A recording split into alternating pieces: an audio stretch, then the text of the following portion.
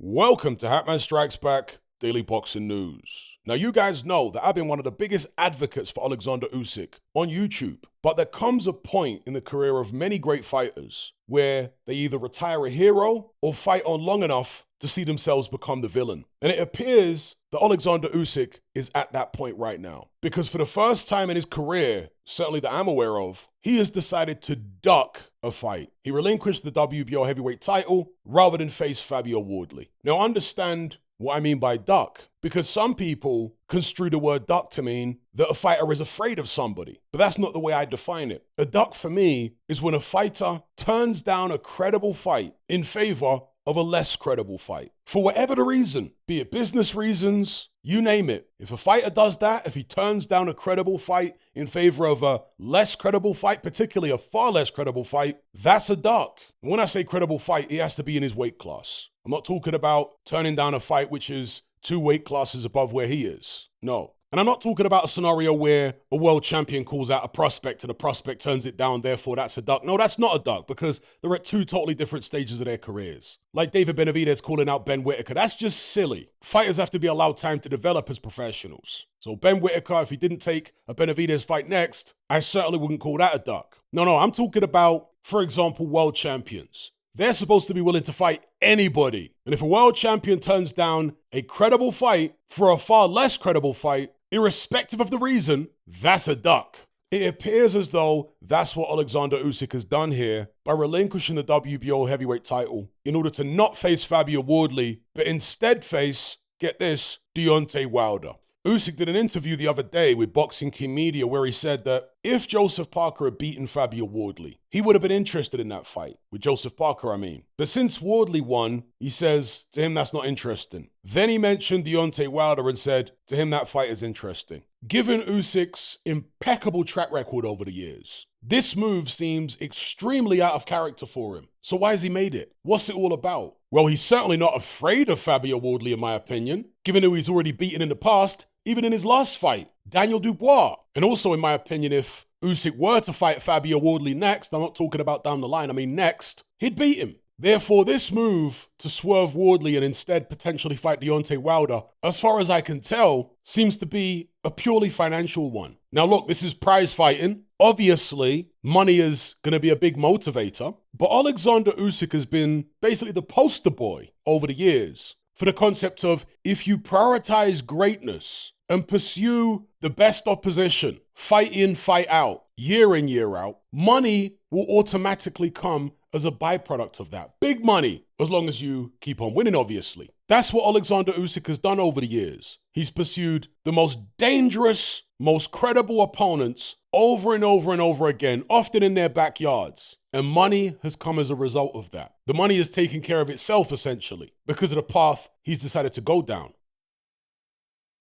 But with this Wilder situation, again, the fight hasn't been made yet, but Usyk has expressed interest in it. This would be, to my recollection at least, the first example of Oleksandr Usyk prioritizing money over legacy and credibility. Putting the money first and then hoping that the legacy and credibility regarding this fight will take care of themselves. He normally does things the other way around, not like this. Now, Usyk did say in the interview that if Wardley keeps winning, then that's a fight he may look at in the future down the line. But right now he doesn't find it interesting. He finds a Wilder fight interesting. The only way I could excuse this fight for Oleksandr Usyk is if he intended beforehand for it to be his last ever fight. Then I could excuse it. But he doesn't intend it to be his last ever fight. He intends to go on for several more years. Now, will he feel different after the fight? I reckon that depends on how he feels within his body, how he feels mentally and emotionally, and how he performs in the fight. But as of right now, before any Wilder fight or fight against anybody else has actually taken place, he intends to fight on for several more years. The Deontay Wilder fight at this juncture for the unified heavyweight titles is not acceptable. Deontay Wilder has lost 4 of his last 6 fights. He's 40 years old. His last fight was a 7th round TKO victory over journeyman Terrell Herndon. Went 7 rounds with Wilder. Bear in mind, Herndon had previously been knocked out in 2 rounds by Richard Torres. Knocked out in 1 round by Efe Ajagba. Knocked out in 3 rounds by a guy called Shamarian Snyder. And knocked out in 1 round by a guy called Corey Barlow. That guy took Deontay Wilder 7 rounds earlier on this year. That is the version of Deontay Wilder that exists today. Deontay Wilder is only ranked in the top 15 by one of the four major sanctioning bodies. One of them, the WBC, surprise, surprise, have got him ranked at number 13. I say surprise, surprise because he's carried favor with the WBC for years because of the fact that he is a former champion of theirs. They gave him carte blanche while he was champion, and they're apparently still giving him carte blanche now. How do you get a WBC top 15 rating when you've lost 4 of your last 6 fights, and your last win was against a journeyman who took you 7 rounds when that very same journeyman was blasted out in 1 round by people like F.A. Jagber and Richard Torres? Ridiculous ranking, but nevertheless, he's ranked number 13 by the WBC. Other than that, none of the other sanctioning bodies rank Deontay Wilder in their top 15. None of them. This is not a credible fight. It's a joke fight. For Oleksandr Usyk to turn down Fabio Wardley to potentially fight Deontay Wilder, folks, I gotta call it like I see it. It's a duck, and it's a disgrace. I wish that Oleksandr Usyk would have just retired after the first Partridge fight, or after the Partridge rematch, or after the Dubois rematch. Sailed off into the sunset as a hero. The guy's pushing 40 at the end of the day. You can't expect that much from a guy in the twilight of his career after all he's achieved. You have to be fair and realistic about a fighter in that position as far as how long you expect him to go on for and what type of resume you expect him to build. But here's the thing. As long as you hold on to world titles, you have an obligation to behave like a champion irrespective of what you've done in the past. I don't believe in legacy privilege. And if, as an old man, you feel that the heat is too much for you in that kitchen, well, get out the kitchen. Relinquish all the belts. Continue on the remainder of your career without any titles if you're going to be taking joke fights. Then I wouldn't have any reason to complain because everybody will be able to see it for exactly what it is. But when you're holding on to titles, fighting a totally washed up Deontay Wilder who's completely irrelevant at this stage and calling it a heavyweight championship fight, now you're being deceptive. Now you're being disingenuous. Let's not do this. The people who are advocating this fight are saying, well, it's a box ticked. At least Usyk will be able to say he beat every major name of this current generation and Wilder is the last major name he hasn't beaten. That only holds weight for deranged PBC fanboys or casuals who don't know any better. For real boxing fans, that holds no weight because we know how far gone Deontay Wilder is. We know that he's not credible at this stage. We know he's only ranked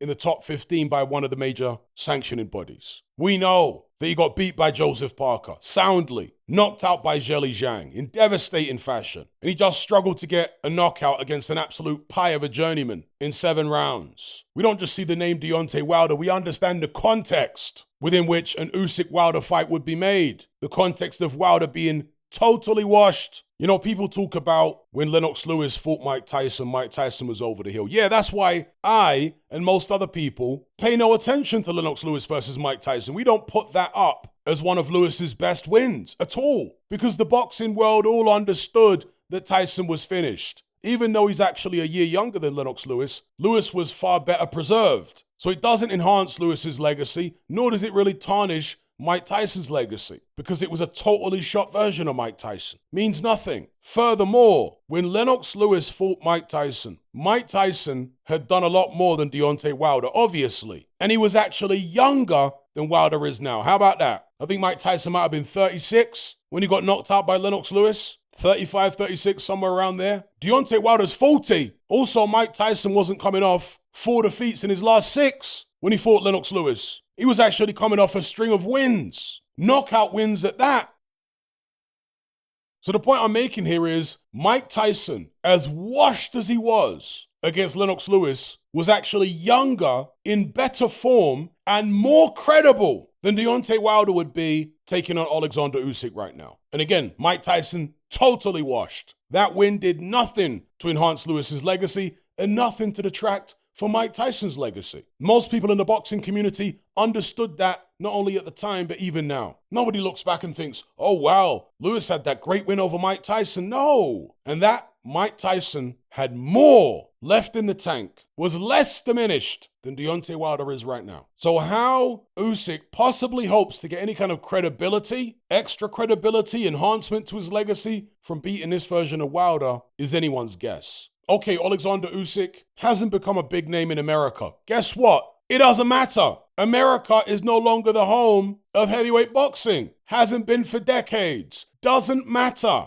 Usyk doesn't need to crack America. America, as far as heavyweight boxing, is irrelevant at this stage. Look at what's going on in places like the UK when it comes to heavyweight boxing. Stadium fights, regular basis, tens of thousands of fans. Do you see that happening in America for heavyweight fights? No. Certainly not headlining. The people who think that Usyk needs to crack America are people who are totally out of touch with the reality of the boxing landscape today. The deranged PBC fanboys, yeah, they've been calling for Usyk to fight Wilder for quite some time now. Because in their myopic worldview, their antiquated worldview, their out of touch worldview, Usyk isn't really credible until he's beaten an African-American name brand. Literally, these brain donors don't seem to understand that this is not the 1990s. This is not the 1980s or the 1970s. African-American name brands are not a factor in the heavyweight division anymore. Haven't been for over 20 years. But these guys are slow in the uptake. They haven't got the memo. Anyway, rant done. Those are my thoughts on Oleksandr Usyk's comments in a recent interview where he stated his reason for not fighting Fabio Wardley, relinquishing the WBO heavyweight title, and apparently now looking to pursue a fight with Deontay Wilder. Very,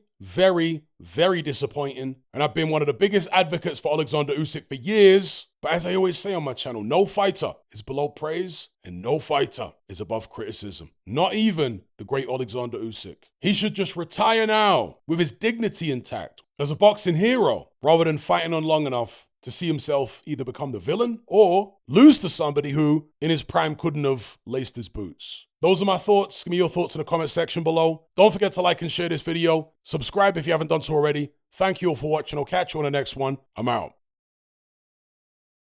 Are you surrounded by mindless bots in human form who adhere to the norm and blindly conform? Who swallow all the mainstream BS and actually ridicule you for questioning things? Do you wish you had more free-thinking individuals in your life to network and converse with? Well, look no further. We're right here. Come and join the Brotherhood of Reason on Patreon. You'll gain access to my weekly topical content where we take deep dives on an endless variety of subjects, as well as my vast back catalogue of podcasts, videos, interviews, movie decodings, and my Confessions of a Nightclub Bouncer series. You'll also get to talk and network with myself and hundreds of other people in our members chat. You can enjoy all this via the Patreon app or on desktop and download all my podcasts in high-quality MP3. There's no contract, no commitment. You can cancel at any time, just like Netflix, but it's a hell of a lot cheaper. Just download the app from the Play Store or the App Store, or simply visit patreon.com on a web browser. Then head on over to my page and select the tier called the Brotherhood of Reason. All the links are in the description box below. And just a quick money-saving tip for Apple users. If you purchase your Patreon subscription on the desktop site or on Android, then you'll avoid the ridiculous 30% fee that Apple charges for purchases made on the iOS app. So if you're on iPhone or iPad, save yourself some money by buying your subscription on the actual Patreon website or on Android because it's a lot cheaper. Once you've made that initial purchase, you can then use the Patreon app on your iPhone or iPad thereafter to access and enjoy your content as normal.